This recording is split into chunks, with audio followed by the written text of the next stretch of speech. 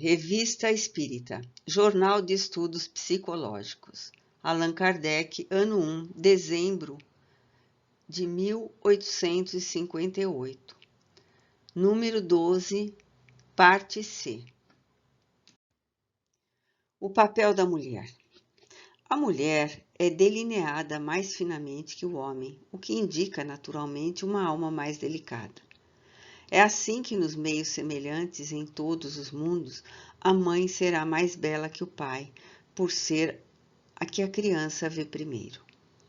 É para a figura angélica de uma moça, senhora moça, que a criança volta incessantemente o olhar. É pela mãe que a criança enxuga as lágrimas e fixa o olhar ainda fraco e incerto. A criança tem assim uma intuição natural do belo. A mulher sabe, principalmente, fazer-se notada pela delicadeza de seus pensamentos, pela graça dos seus gestos, pela pureza de suas palavras. Tudo o que dela vem deve harmonizar-se com sua pessoa, que Deus fez bela. Seus longos cabelos ondulantes sobre o pescoço são a imagem da doçura e da facilidade com que sua cabeça se dobra sem se partir sob as provas. Refletem a luz dos sóis, como a alma da mulher deve refletir a luz mais pura de Deus. Jovens, deixai vossos cabelos flutuantes. Para isso Deus os criou. Parecereis ao mesmo tempo mais naturais e mais enfeitadas. A mulher deve ser simples no vestir. Ela saiu muito bela das mãos do Criador para ter necessidade de atávios. Que o branco e o azul se unam sobre vossas espáduas.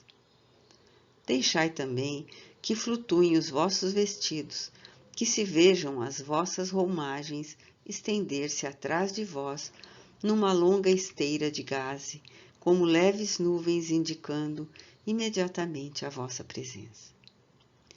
Mas o que representam os enfeites, o vestido, a beleza, os cabelos ondulados ou flutuantes, enrolados ou presos, se o sorriso tão doce das mães e das amantes não brilharem nos vossos lábios? Se os vossos olhos não semearem a bondade, a caridade, a esperança nas lágrimas de alegria que eles deixam correr, nos relâmpagos que se abrem desse braseiro de amor desconhecido? Mulheres, não temais deslumbrar os homens pela vossa beleza, por vossas graças, por vossa superioridade. Saibam, porém, os homens que para se tornarem dignos de vós devem ser tão grandes quanto sois belas, tão sábios quanto sois boas, tão instruídos quanto sois originais e simples. É necessário que saibam que vos devem merecer, que sois o prêmio da virtude e da honra, não desta honra que se cobre com um capacete e com um escudo, e que brilha nas justas e nos torneios, com os pés sobre a fronte de um inimigo derrubado. Não da honra segundo Deus. Homens, sede úteis, e quando os pobres abençoarem o vosso nome, as mulheres vos serão iguais. Então formareis um todo, sereis a cabeça e elas o coração. Sereis o pensamento benfeitor e elas as mãos liberais. Uni-vos, pois, não só para o amor, mas para o bem que podeis fazer a dois. Que os bons pensamentos e as boas ações, realizadas por dois corações amantes, sejam os elos dessa cadeia de ouro e diamantes chamada matrimônio. Então, quando os elos forem bastante numerosos, Deus vos chamará para junto dele e vos continuareis a juntar novos elos. Na terra, estes eram de metal pesado e frio. No céu serão de fogo e de luz. O despertar de um espírito. Que bela é a natureza, como é doce o ar. Senhor, graça te dou de joelho a te louvar. possa o hino feliz do meu reconhecer como imenso subir ao supremo poder. Assim, ante o olhar das irmãs em aflição, fizeste sair Lázaro do seu caixão. De Jairo consternado, a filha bem-amada foi no leito de morte por ti reanimada. Também, Deus poderoso, me estendeste a mão. Levanta-te, disseste, e não falaste em vão. Por que ser, ai de mim, de lama um vil arranjo? Eu queria louvar-te com a voz de um anjo. Tua obra jamais me pareceu tão pulcra. Para aquele que sai da noite do sepulcro, é que o dia se mostra puro e a luz brilhante, o sol mais radioso e a vida embriagante. O ar é então mais doce do que o leite e o mel. Cada som é uma voz entre os coros do céu. A voz mansa dos ventos faz uma harmonia que se torna infinita no espaço se amplia. O que a alma concebe ou fere aos olhos seus, o que se pode ler sobre o livro dos céus, pela extensão dos mares, nos leitos profundos, em todos os oceanos, abismos imundos, tudo se curva em esfera e sentimento, que dentro seus raios convergentes tem Deus como centro. E tu, que o teu olhar plana sobre as estrelas, que te oculta no céu como um rei que te velas, qual a tua grandeza se o universo é aos teus olhos um ponto e o espaço submerso dos mares é um espelho da tua resplandecência? Qual, pois, tua grandeza? Qual a tua essência? Que tão vasto palácio construíste, ó Rei? Os astros não separam a nós de ti, bem sei. O sol rola a teus pés, poder que não se talha. Como o ônix que um príncipe traza na sandália, e o que mais admiro em ti, ó majestade, bem menos que a grandeza, é tua imensa bondade, que a tudo se revela, luz que resplandece, e que a um ser impotente escuta, atende à prece. Jodelê. Nota: estes versos foram escritos espontaneamente por meio de uma cesta tocada por uma senhora e um menino. Pensamos que muitos poetas honrar-se-iam de sua autoria. Eles nos foram enviados por um dos nossos assinantes. Palestras familiares de além-túmulo. Uma viúva do Malabar. Desejávamos interrogar uma dessas mulheres da Índia, sujeitas ao costume de queimar-se sobre o cadáver do marido. Não conhecendo nenhuma, tínhamos pedido a São Luís que nos enviasse uma em condições de responder às nossas perguntas de maneira satisfatória. Ele nos respondeu que de boa vontade o faria oportunamente. Na sessão da Sociedade, no dia 2 de novembro de 1858, o senhor Adrien, médium vidente, avistou uma disposta a falar e dela nos deu a seguinte descrição: olhos negros e grandes, com a esclerótica amarela, rosto arredondado, faces salientes e gordas, pele acaroada e trigueira, cílios longos e supercílios arqueados e negros, nariz um pouco grande, ligeiramente achatado, boca grande e sensual, belos dentes largos e iguais, cabelos lisos, abundantes, negros e empastados de gordura. Corpo bem gordo, grande e atarracado. Roupagem de seda deixa o peito mais descoberto. Pulseiras nos braços e nas pernas. 1. Lembra-se mais ou menos em que época viveu na Índia e onde foi queimada com o corpo de seu marido? Fez um sinal indicando que não se lembrava. Responde São Luís, indicando que foi há cerca de 100 anos. 2. Lembra-se do nome que tinha? Fátima. 3. Que religião professava? A maometana. 4. Mas o maometanismo não proíbe tais sacrifícios? Nasci muçulmana, mas meu marido era da religião de Brahma. Tive que me conformar com o costume da região onde morava. As mulheres não se pertencem. 5. Que idade tinha quando foi morta? Creio que tinha uns 20 anos. Observação. O Sr. Adrien adverte que ela parece ter de 28 a 30 anos, mas que naquele país as mulheres envelhecem mais rapidamente. 6. Sacrificou-se voluntariamente? Eu preferia ter me casado com outro.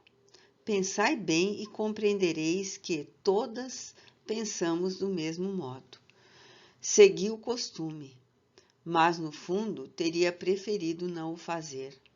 Durante vários dias esperei um outro marido, mas ninguém veio, então obedeci à lei. 7. Qual o sentimento que poderia ter ditado esta lei? Ideia supersticiosa. Imaginam que nos queimando agradam a divindade, que resgatamos as faltas daquele que perdemos e que vamos ajudá-lo a viver feliz no outro mundo. 8. Seu marido ficou satisfeito com seu sacrifício? Nunca procurei rever o meu marido. 9. Há mulheres que assim se sacrificam de boa vontade? Há poucas, 1 em 1000. No fundo, elas não desejavam fazê-lo. 10. Que foi o que se passou com a senhora no momento em que se extinguiu a vida corporal? Perturbação. Senti um escurecimento. Depois não sei o que se passou. Minhas ideias não ficaram claras, senão muito tempo depois.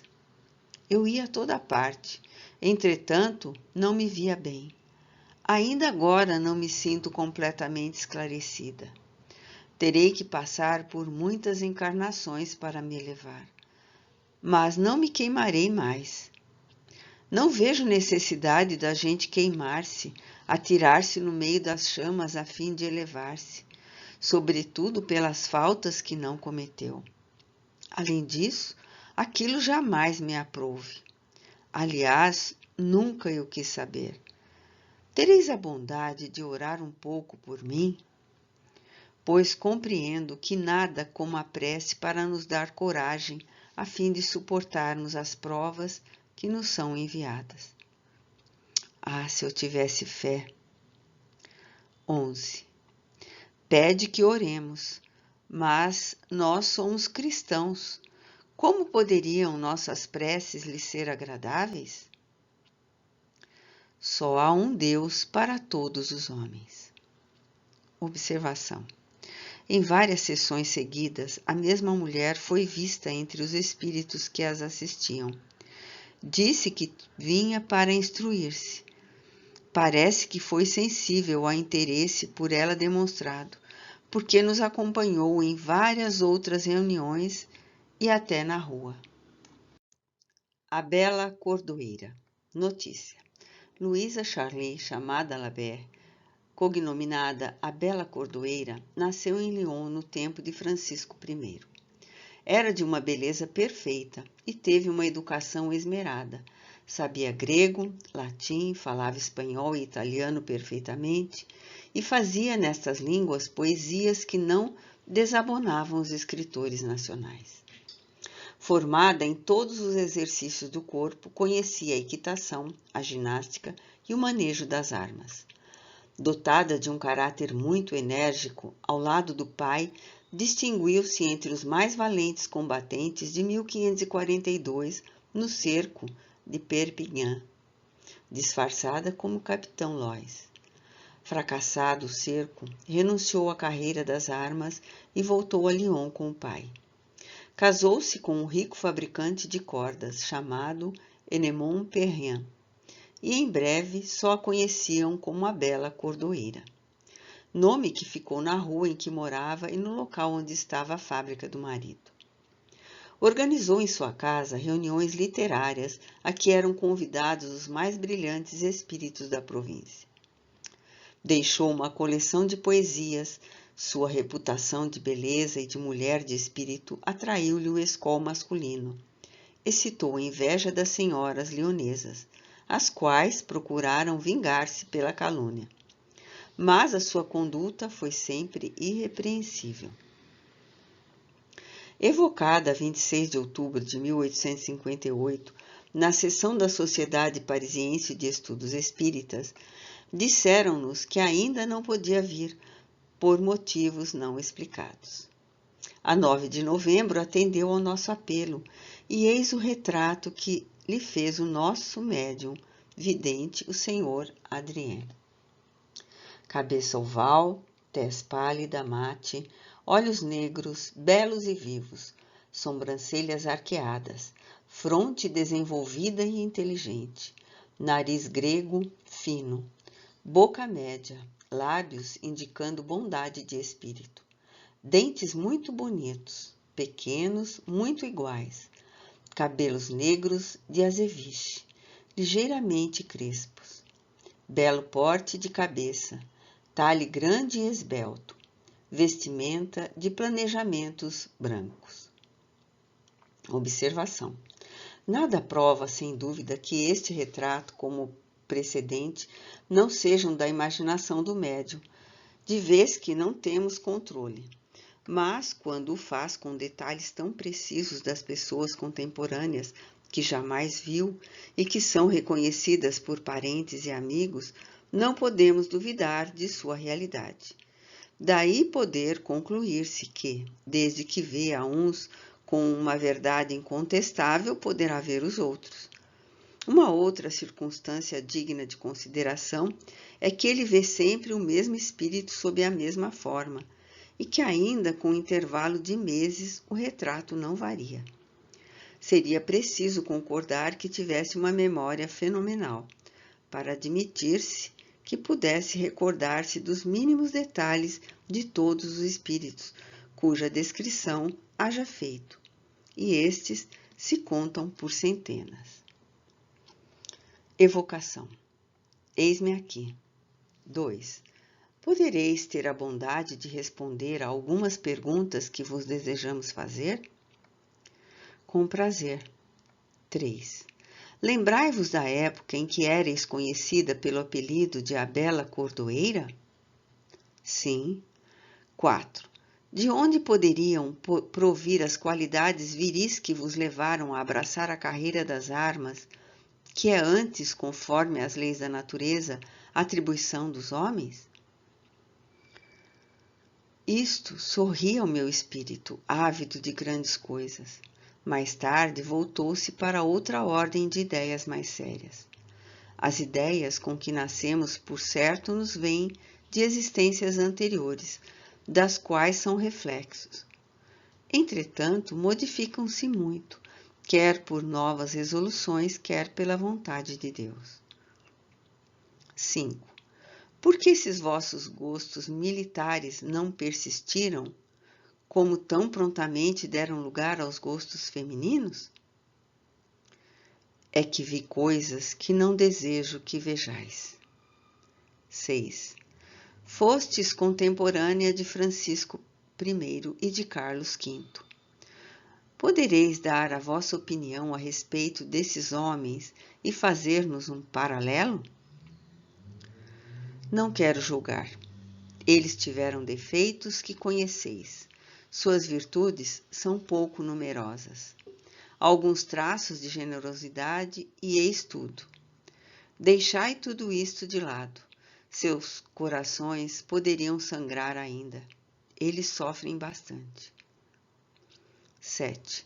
Qual a fonte dessa alta inteligência que vos tornou apta a receber uma educação tão superior à das mulheres de vosso tempo? Penosas existências e a vontade de Deus. 8. Havia, pois, em vós um progresso anterior? Não poderia ser de outro modo. 9. Essa instrução vos fez progredir como espírito? Sim. 10. Parece que fostes feliz na terra. Ainda agora o sois bastante? Que pergunta! Por mais feliz que se seja na terra, a felicidade do céu é coisa muito diferente. Que tesouros e que riquezas que conheceis um dia e das quais não suspeitais ou ignorais completamente. 11. Que entendeis por céu? Entendo por céu os outros mundos. 12. Que mundo habitais agora? Habito um mundo que desconheceis, mas a ele estou pouco ligada. A matéria prende-nos pouco. 13. É Júpiter? Júpiter é um mundo feliz, mas pensais que entre todos apenas ele seja favorecido por Deus? Estes são tão numerosos quanto os grãos de areia do oceano. 14.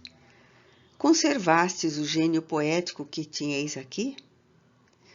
Responder-vos-ia com prazer, mas temo chocar a outros espíritos ao colocar-me abaixo de minha posição, o que torna minha resposta inútil e fala cair no vácuo. 15.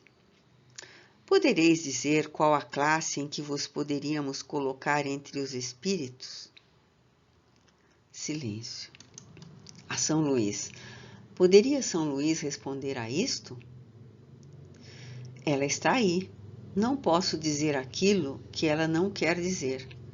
Não vedes que ela é dos mais elevados entre os espíritos que ordinariamente evocais? Aliás, nós espíritos não podemos apreciar exatamente as distâncias que nos separam. Estas vos seriam incompreensíveis, mas como são imensas. 16. A Luísa Charly. Sob que forma vos achais entre vós? Adrien acaba de me descrever. 17. Porque esta não é outra forma? Porque, enfim, no mundo onde estais, não sois tal qual éreis na terra? Evocastes a poetisa. Veio a poetisa. 18. Podereis ditar-nos algumas poesias ou um trecho literário qualquer? Sentir-nos-emos felizes por termos algo de vós. Procurai os meus escritos antigos. Não gostamos dessas provas, principalmente em público. Contudo, falo-ei de outra vez. Observação. Sabe-se que os espíritos não gostam de provas, e os pedidos desta natureza têm sempre mais ou menos este caráter. É sem dúvida por isso que quase nunca aquecem. Espontaneamente, em momento em que no menos esperamos, dão-nos por vezes coisas surpreendentes e provas em que não teríamos solicitado. Mas quase sempre basta que se lhes peça uma coisa para que se não a obtenha, sobretudo se o pedido encerra um sentimento de curiosidade. Os espíritos, e principalmente os espíritos elevados, querem assim provar-nos que não se acham às nossas ordens. No dia seguinte, pelo médium psicógrafo que lhe havia servido de intérprete, a bela cordoeira escreveu o seguinte: Vou ditar o que te prometi. Não são versos, que não os quero fazer. Aliás, não me lembro dos que fiz, e deles não gostaríeis. Isto será prosa da mais modesta. Na terra, exaltei o amor, a doçura e os bons sentimentos. Falava um pouco daquilo que não conhecia. Aqui não é do amor que trato, é de uma caridade larga, austera e esclarecida. Uma caridade forte e constante, que tem apenas um exemplo na terra. Homens, pensai que depende de vós ser felizes e fazer o vosso mundo um dos mais avançados do céu. Basta-vos fazer calar os ódios e as inimizades, esquecer rancores e cóleras, perder o orgulho e a vaidade. Deixai tudo isso como um fardo que cedo ou tarde é preciso abandonar. Este fardo vos é um tesouro na terra, bem o sei. Por isso, tendes mérito em o abandonar e o perder, mas no céu ele se torna um obstáculo à vossa felicidade. Crede-me, pois, acelerai o vosso progresso. A felicidade que vem de Deus é a verdadeira felicidade. Onde encontrareis prazeres que valham a alegria que dá aos seus eleitos, aos seus anjos? Deus ama os homens que buscam progredir em seu caminho. Contai, pois, com o seu apoio. Não tendes confiança nele? Julgais que seja perjuro, que não vos deveis entregar a ele inteiramente e sem restrições? Infelizmente, não quereis entender, o poucos entre vós entendem. Preferis o hoje ao amanhã. Vossa visão estreita, limitada aos vossos sentimentos, o vosso coração e a vossa alma, e sofrereis para avançar, em vez de avançardes naturalmente, facilmente, pelo caminho do bem, por vossa própria vontade, porque o sofrimento é o meio que Deus emprega para vos moralizar. Não eviteis esta via segura, mas terrível para o viandante.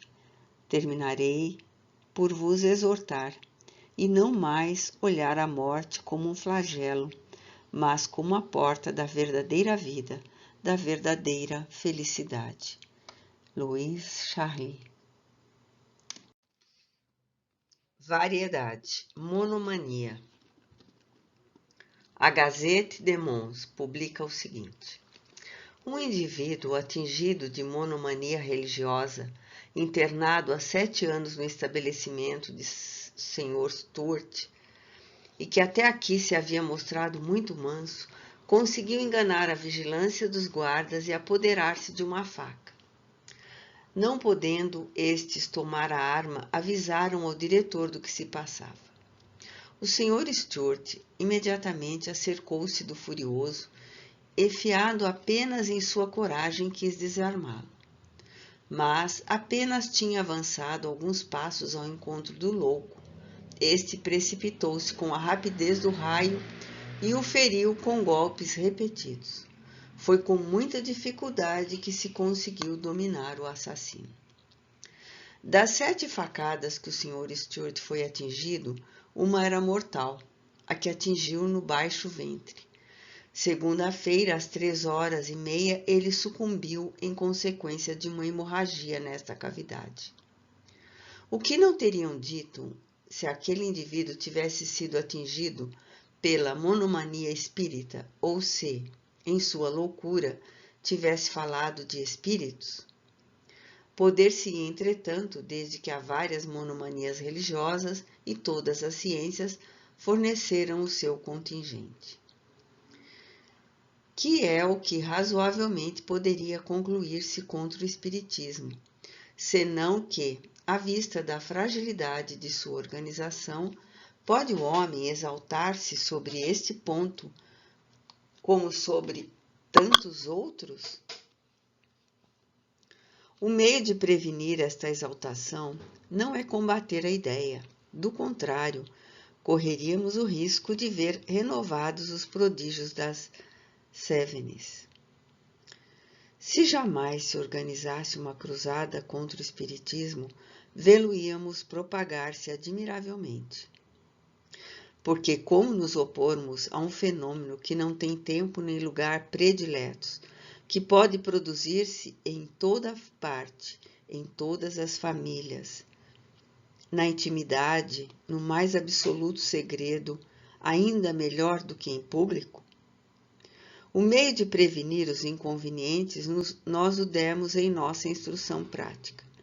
É torná-lo de tal modo compreendido que nele apenas se veja um fenômeno natural, mesmo no que apresenta de mais extraordinário. Uma questão de prioridade. O senhor Renard, nosso assinante de Rambouillet, dirigiu-nos a seguinte carta: Senhor e digno confrade no Espiritismo, leio, ou melhor, devoro com indizível satisfação os números de vossa revista, à medida que os recebo. Isso não é de admirar de minha parte, de vez que meus pais eram adivinhos de geração em geração.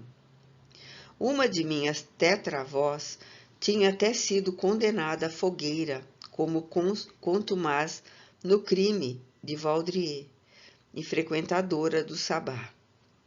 E só evitou a fogueira refugiando-se em casa de uma das irmãs abadesa de religiosas enclausuradas.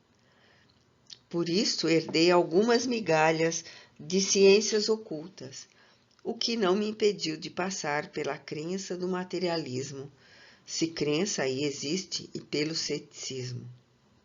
Enfim, fatigado, doente de negação às obras do célebre estático Swedenborg, trouxeram-me à verdade e ao bem. Tornando-me também estático, convenci-me das verdades que os espíritos materializados do nosso globo não podem compreender. Tive comunicações de toda sorte, fenômenos de visibilidade, de tangibilidade, de transporte de objetos perdidos, etc. Teria o bom irmão a gentileza de publicar a nota que segue num dos seus próximos números? Não é uma questão de amor próprio, mas de minha condição de francês. Por vezes, as pequenas causas produzem grandes efeitos. Por volta de 1840, eu tinha travado relações com o senhor Carranguete, torneiro e entalhador, que viera a Rambouillet, por motivos de saúde. Este operário de alta classe, pela inteligência, foi por mim apreciado e iniciado no magnetismo humano. Um dia eu lhe disse: tenho quase certeza de que um sonâmbulo lúcido é apto a ver as almas dos mortos e com elas entrar em conversação. Ele ficou admirado. Induziu-o a fazer tal experiência quando contasse com um sonâmbulo lúcido. Ele teve êxito e publicou um primeiro volume de experiências necromânticas, seguido de outros volumes e brochuras que na América foram traduzidos com o título de Telégrafo Celeste. Depois, o estático Davis publicou suas visões ou excursões pelo mundo espírita, sobre os desmaterializados. Franklin fez pesquisas que chegaram a manifestações e a comunicações mais fáceis que outrora. As primeiras pessoas que ele medianizou nos Estados Unidos foram a viúva Fox e suas 2 filhas. Há uma coincidência muito notável entre este nome e o meu, pois o vocábulo inglês Fox significa raposa, Renard. De há muito que os espíritos me haviam dito que era possível a comunicação com espíritos de outros globos, dos quais seriam recebidos desenhos e descrições. Eu expus o assunto ao senhor Carranguete, mas ele não foi mais longe do que o nosso satélite. Sou, etc. Renard. Observação. O problema de prioridade em matéria de espiritismo é inquestionável de segunda ordem, mas não é menos notável que, desde a importação dos fenômenos americanos, uma porção de fatos autênticos ignorados do público revelaram a produção de fenômenos semelhantes, tanto na França quanto em outros países da Europa, em época contemporânea ou anterior. É de nosso conhecimento que muitas pessoas se ocupavam de comunicações espíritas muito antes de se cogitar de mesas girantes, e disso temos provas com data certa. Parece que o Sr. Renard está neste número e que, segundo ele, os ensaios não teriam sido estranhos aos que se fazem na América.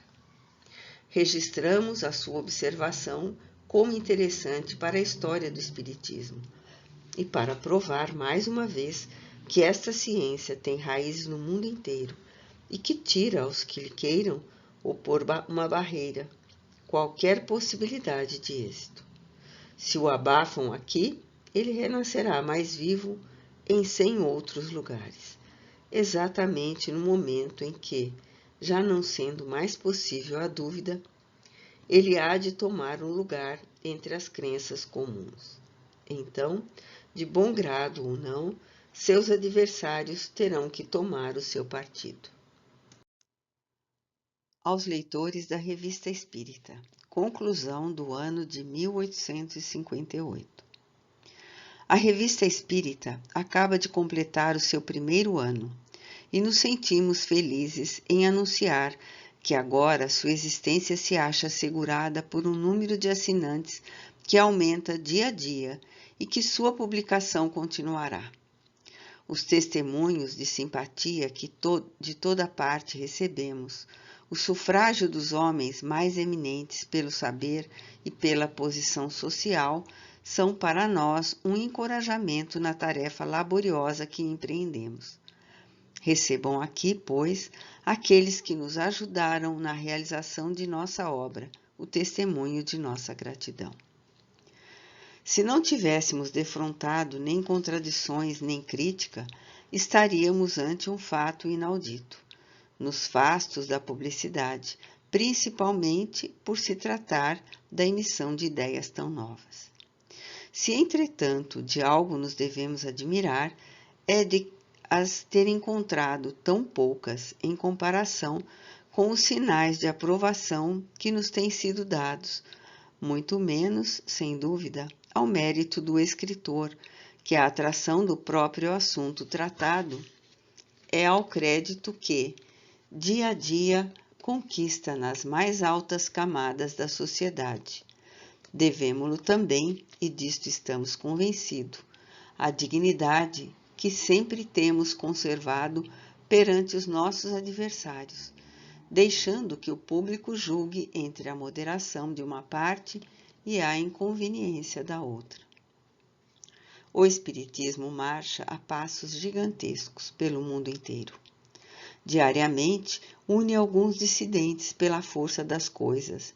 Esse, de nosso lado, podemos lançar algumas gramas na balança desse grande movimento que se opera e que marcará a nossa época como uma nova era, não será irritando e mesmo atacando de frente aqueles mesmos que desejamos atrair, mas será pelo raciocínio e não pelas injúrias que nos faremos escutar. A tal respeito, dão-nos os espíritos superiores que nos assistem preceito e exemplo. Seria indigno de uma doutrina que não prega senão o amor e a benevolência descer à arena do personalismo. Deixamos essa tarefa aos que não a compreendem. Nada, pois, nos desviaria da linha que temos seguido da calma e do sangue frio, que não cessamos de manter no exame raciocinado de todas as questões, de vez que sabemos que assim conquistaremos mais partidários sérios do Espiritismo do que pela aspereza e pela acrimônia. Na introdução com que abrimos o primeiro número, traçamos o plano que nos propunhamos seguir. Citar os fatos, mas também analisá-los e submetê-los ao escalpelo da observação, apreciá-los e deduzir-lhe as consequências. A princípio, toda a atenção se concentrou nos fenômenos materiais que então alimentavam a curiosidade pública. Mas esta tem o seu tempo e, uma vez satisfeita, perde-se-lhe o interesse, assim como a criança que abandona um brinquedo. Então, os espíritos nos dizem: este é o primeiro período. Em breve passará para dar lugar a ideias mais elevadas. Novos fatos revelar-se-ão, marcando um novo período, o filosófico, e a doutrina crescerá em pouco tempo, como a criança que deixou o seu berço. Não vos inquieteis com as zombarias, pois zombarão dos próprios zombeteiros, e amanhã encontrareis defensores zelosos entre os mais ardorosos adversários de hoje. Deus quer que seja assim, e nós somos encarregados de executar a sua vontade. A má vontade de alguns homens não prevalecerá contra ela. O orgulho daquele que quer saber mais que Deus será abatido. Efetivamente, estamos longe das mesas girantes, que já não divertem, porque tudo cansa. Só não nos cansamos daquilo que fala ao nosso entendimento. E o Espiritismo voga a velas pandas em seu segundo período.